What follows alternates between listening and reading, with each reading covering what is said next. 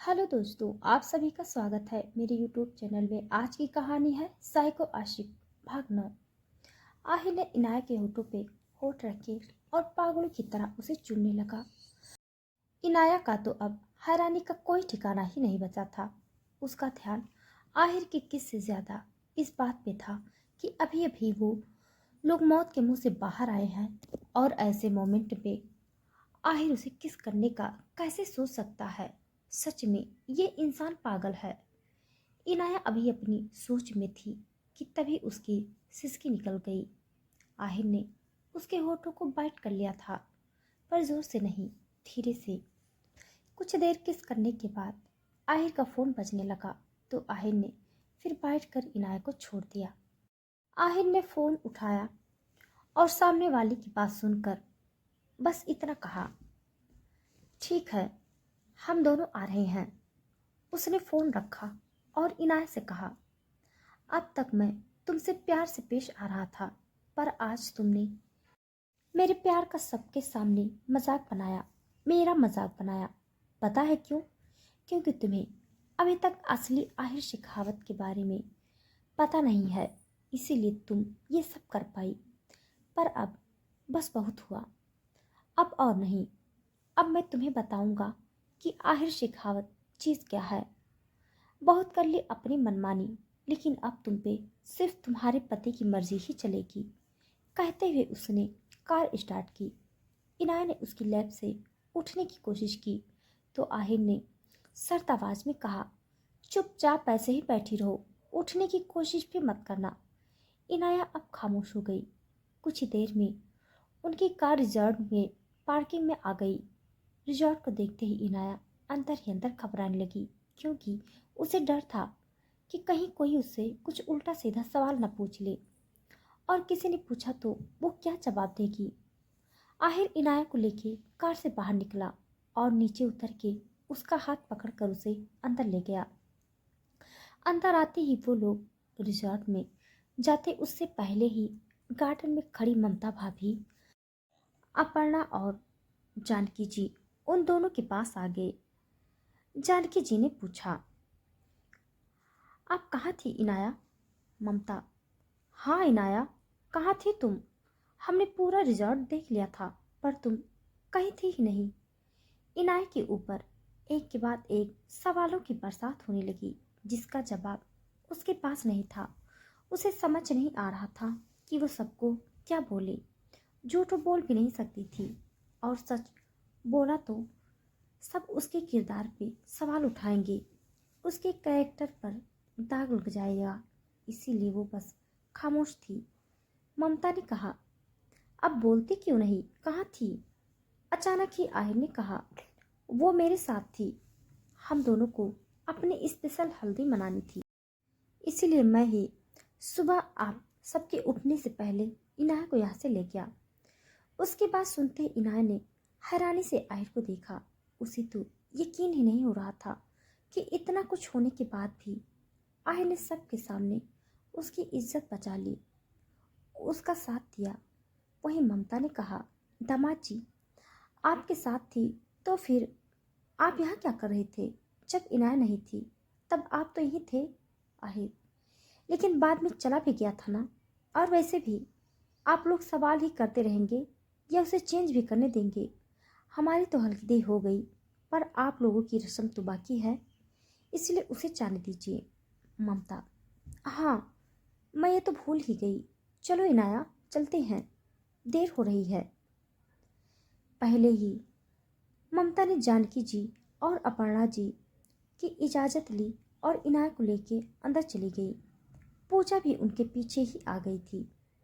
वहीं इनाया के मन में अभी भी आहिर और उसकी बातें ही चल रही थी। उसे समझ नहीं आ रहा था कि इतना गुस्सा होने के बावजूद आहिर ने उसका साथ क्यों दिया।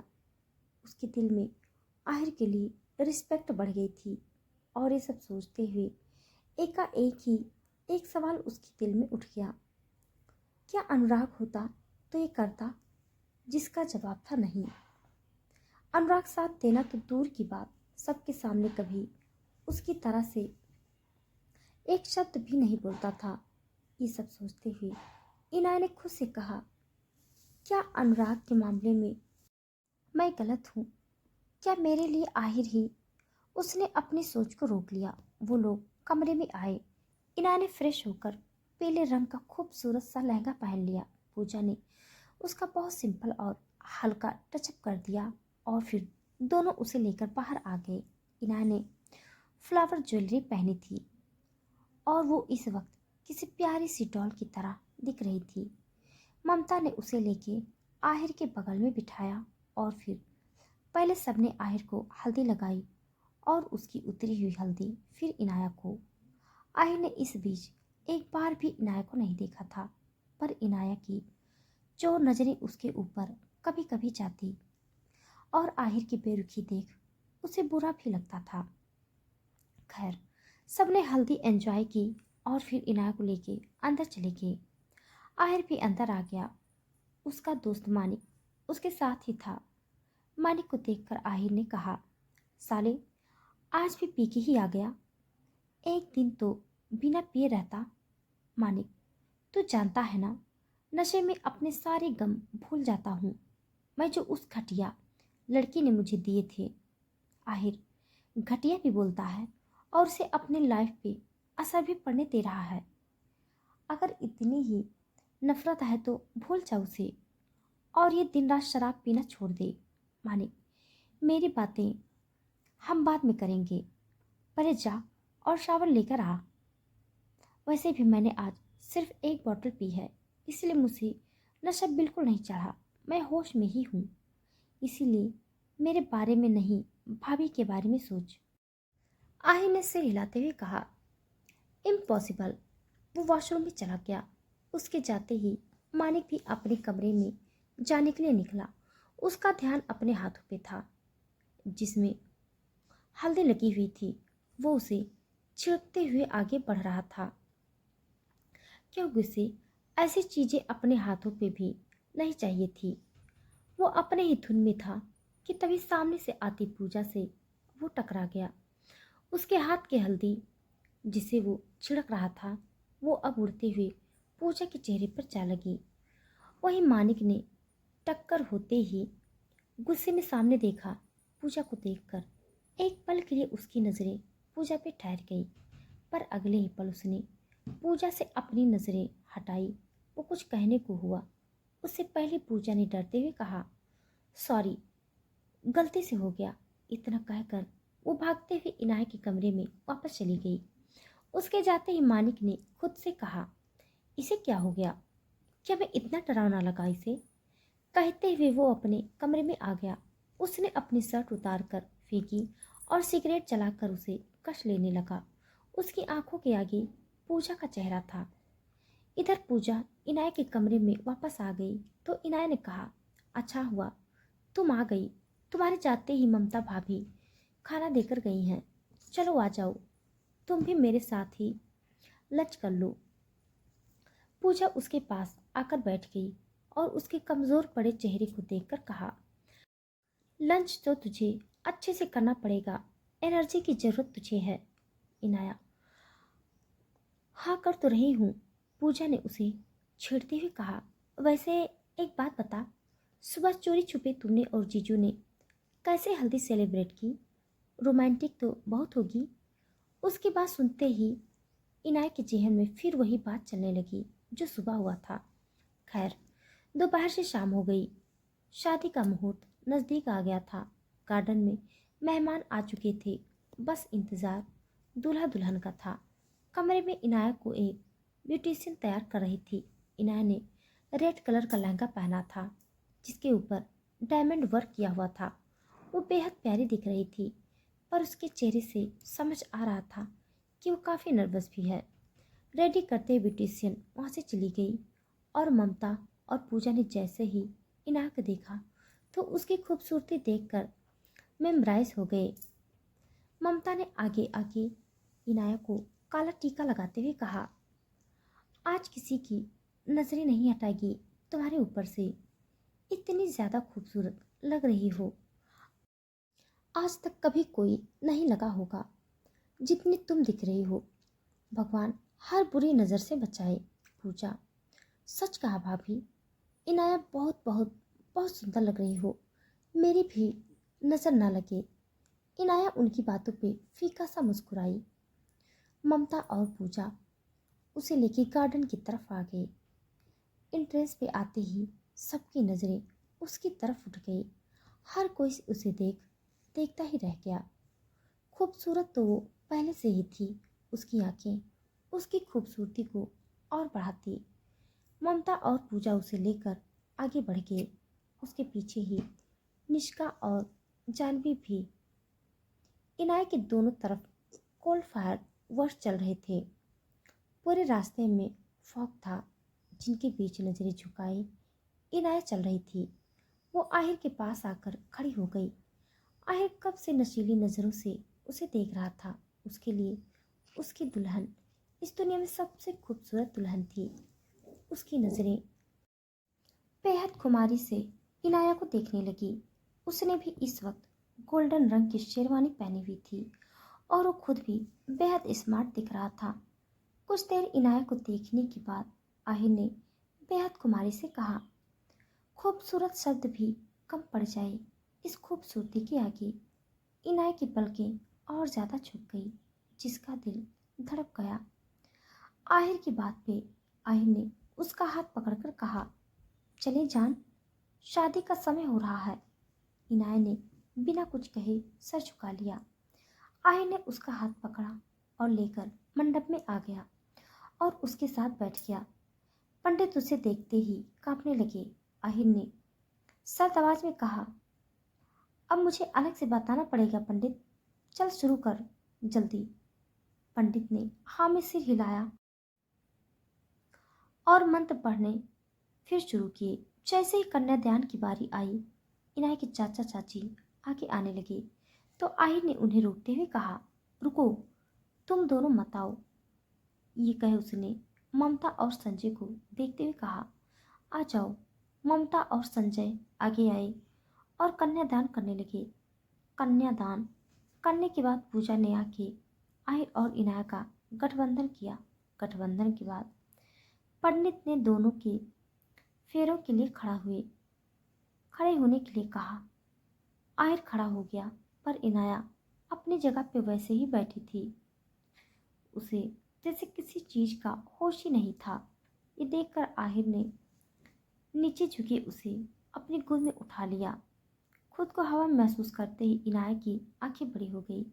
आहिर ने धीमी आवाज में कहा, तुम अपनी जगह से हिल नहीं रही थी तो फिर ठीक है, अब सातों फेरे हम दोनों ऐसे ही करेंगे।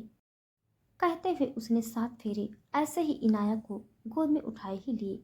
उन दोनों को देख सब दिल ही दिल में खुश थे। जानकी जी की आंखों में नमी थी, क्योंकि उन्होंने हमेशा से आहिर की शादी का ख्वाब देखा था। पर आहिर ने नेचर के चलते उन्हें डर लगता था कि कहीं आहिर शादी ही न करे।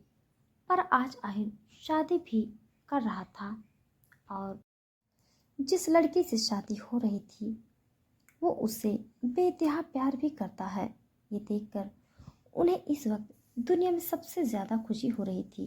फेरों के बाद आहिर ने इनाया को बिठाया और खुद भी बैठ गया।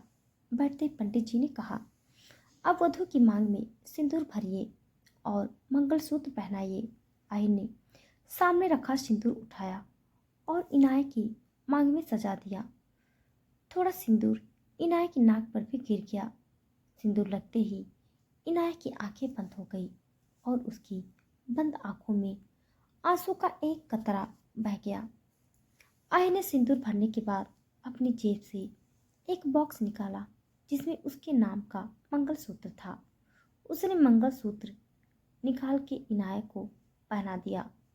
ये सब होते ही पंडित जी ने कहा, ये शादी संपन्न हुई। आज से आप दोनों पति पत्नी हैं। बड़ों का आशीर्वाद लेके अपने गृहस्थ जीवन का प्रारंभ करें।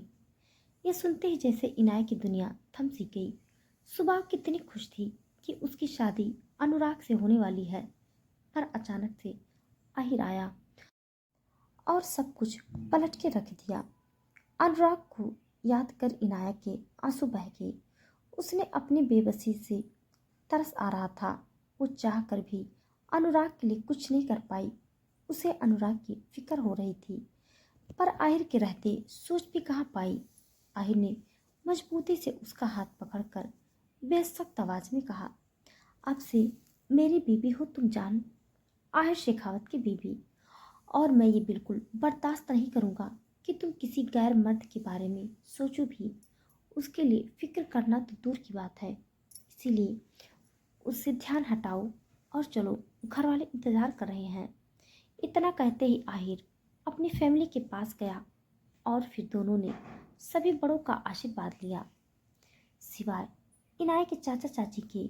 वो दोनों तो खुद से गए नहीं। तो इनाय की चाची ने कहा, इनाय बेटा यहाँ आओ। ये सुनते ही इनाय बेहद हैरान रह गई।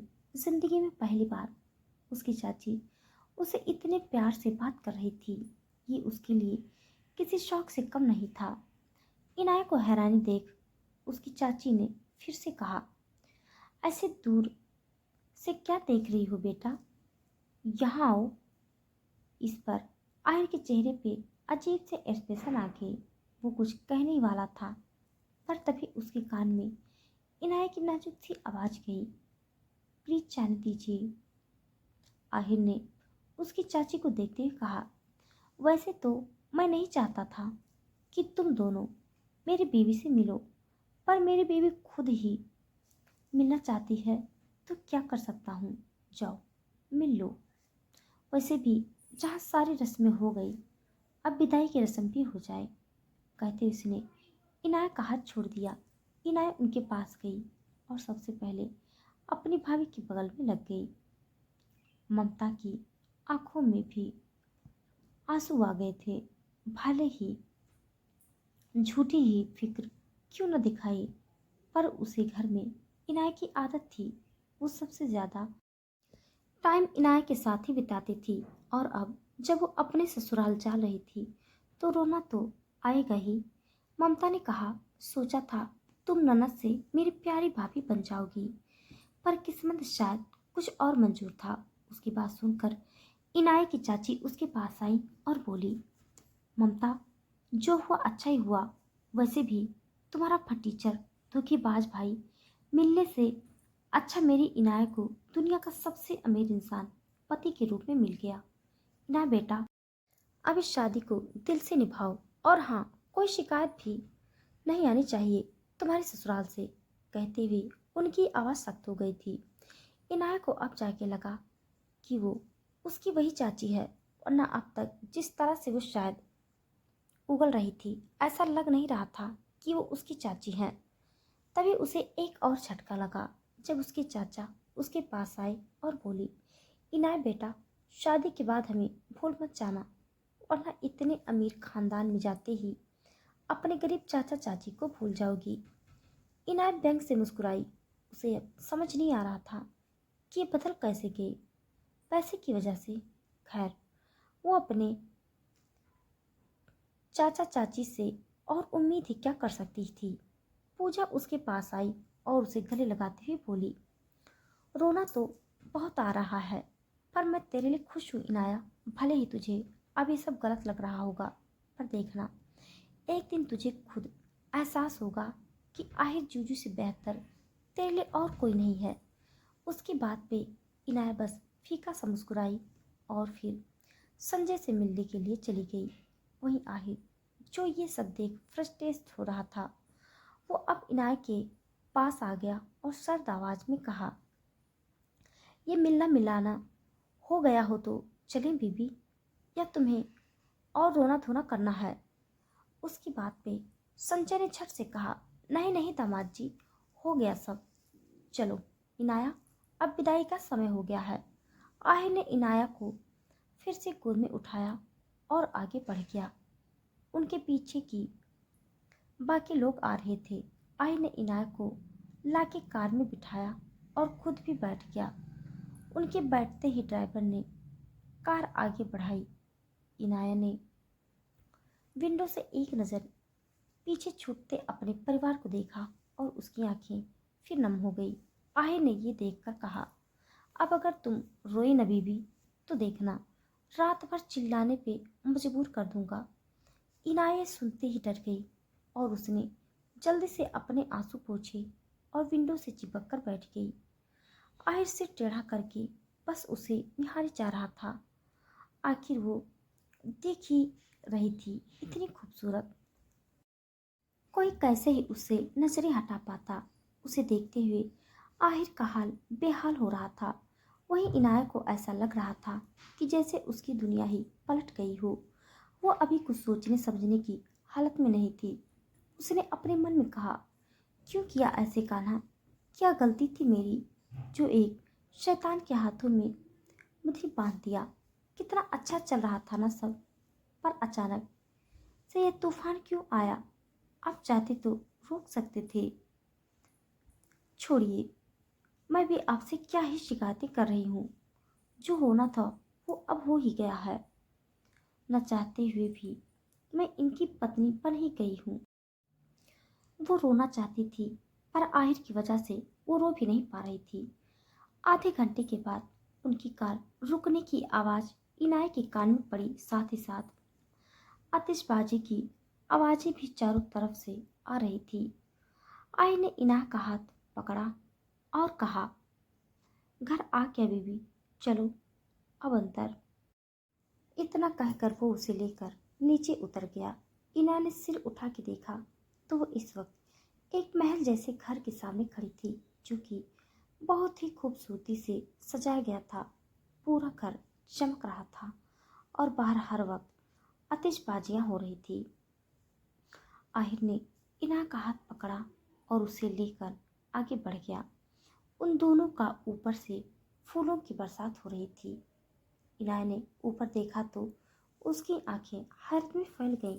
आसमान में हेलीकॉप्टर उड़ रहे थे और हेलीकॉप्टर से उन दोनों के ऊपर फूलों की बरसात हो रही थी।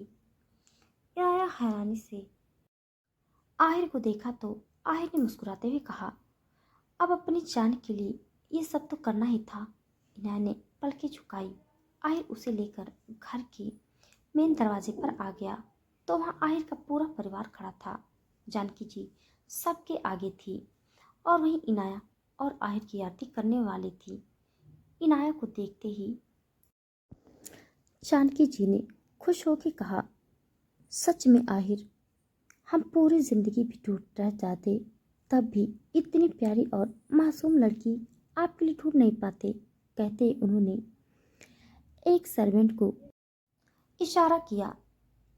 तभी आहिर की छोटी चाची अपर्णा जी ने कहा, जीजी, सिर्फ मासूम ही नहीं बल्कि हमारी बहू कितनी खूबसूरत भी है। ऐसा लग रहा है जैसे इसके रूप में एक खूबसूरत और प्यारी सी परी हमारे घर में आ रही हो। उसकी बात पे सब मुस्कुरा दिए। तभी सर्वेंट एक थाल ले आई तो जानकी जी ने आहिर और इनाया की नज़र उतारते हुए कहा, किसी भी तरह की बुरी नज़रें मेरे बच्चों को लगी है तो उनके ऊपर से हट जाए और आगे भी उन्हें और उनके रिश्ते को किसी की बुरी नज़र ना लगे। थू थू थू कहते हुए उन्होंने मिर्चियाँ वापस थाल में रखी और कहा, इन्हें बाहर ले जाके चला दो। सर्वेंट वहाँ से चली गई और फिर जानकी जी ने आहिर और इनाया की आरती की और इनाया से कहा, बहू, अब दाहिना पैर आगे करो और इस कलश को नीचे गिरा के गृह प्रवेश करो। उनके कहे अनुसार इनाया ने कलश गिराया और अंदर आ गई। अंदर आते ही उसने आलते से भरे थाल में पैर रखे और घर के अंदर कदम बढ़ा दिए। घर में हर कोई इनाया को देखकर बेहद खुश था। अपर्णा ने कहा, बहू चलो इधर आओ, रस्में भी तो करनी है ना। इनाया ने सर हिलाया और उनके साथ चली गई। आहिर पहले ही बैठा था और अब इनाया भी आके उसके सामने बैठ गई। उन दोनों के बीच एक बड़ा सा बर्तन था जिसमें दूध और गुलाब की पंखुड़ियां भरी हुई थी। आहिर की बहन जानवी ने एक अंगूठी उसमें मिलाते ही कहा, 3 मौके दिए जाएंगे, जो 2 बार जीता उसी का राज चलेगा। घर की सारी लेडीज इनाय की साइड में थी और जेंट्स आहिर की साइड में। सब उन दोनों को चीयर कर रहे थे, पर अफसोस इनाय एक भी राउंड में जीती नहीं। तीनों बार आहिर ही जीता। ये देखकर जानवी ने कहा, ये क्या इनाया, अपनी बड़ी ननद की नाक कटा दी तुमने। पर कोई ना, अब मेरे भाई का राज चलेगा। आहिर ने सुनकर अपने मन में कहा, राज तो वैसे ही मेरा ही चलेगा। जहाँ मैं होता हूँ वहाँ किसी और की मनमानी चलती कहाँ है। कहते हुए उसके चेहरे पे डेविल एक्सप्रेशन थे। खैर, कुछ देर बाद अपर्णा और जानवी इनाया को आहिर के कमरे में ले गए। कमरे के बाहर रुकते ही अपर्णा ने प्यार से कहा, इनाया बेटा, हमें पता है शायद शादी तुम्हारी मर्जी से नहीं हुई है, पर बेटा चाहे जैसे भी हो, पर अब शादी हो गई है। अब तुम इस घर की बहू और आहिर की बीवी हो। इसीलिए मेरी तुम्हें यही सलाह है कि तुम इस रिश्ते को पूरे मन से अपनाओ और निभाओ भी। हमारा आहिर गलत नहीं है, बस थोड़ा सख्त मिजाज और गुस्सैल है, पर तुम अपने प्यार से उसे सुधार दोगी ना, हमारे आहिर को अपनाओगी ना। इनाया अब क्या ही कहती, उसने बस धीरे से हाँ में सिर हिलाया। जानवी ने कहा, अब चलो कमरे में, हमारे दूल्हे राजा आते ही होंगे। वो दोनों इनाया के कमरे में ले गई। उनके साथ इनाया कमरे में आई और कमरे में आते ही उसका दिल धड़कने लगा, क्योंकि पूरा कमरा सुहाग रात के लिए सजाया गया था और बेहद खूबसूरती से सजाया था। जानवी ने उसे बेड पे बिठाया और कहा, अब यहाँ बैठो। आहिर ऊपर टेरेस पे होगा और शायद घर के जेंट्स की तरह पार्टी चल रही होगी। वो कुछ ही देर में आ जाएगा। ये कहकर वो दोनों वहाँ से चली गई। तो दोस्तों, आज के लिए बस इतना। इसके आगे का भाग जानने के लिए आप सब मेरे साथ बने रहिए। मेरी कहानी आप सबको कैसे लग रही है कमेंट बॉक्स में ज़रूर बताइएगा। तब तक के लिए धन्यवाद।